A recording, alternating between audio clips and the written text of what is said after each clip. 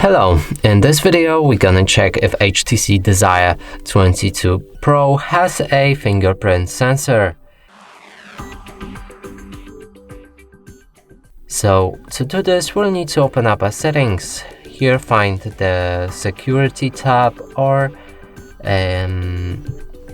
it's security on this device, so that's it. Now we can find that fingerprint and here we need to set up the pattern. So that confirms this device has a fingerprint sensor. Now let's just see where it is.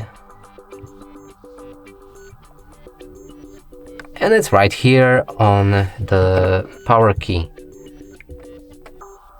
And that's it for this video. Hope you like it. Please consider subscribing to our channel, leave a like and a comment below.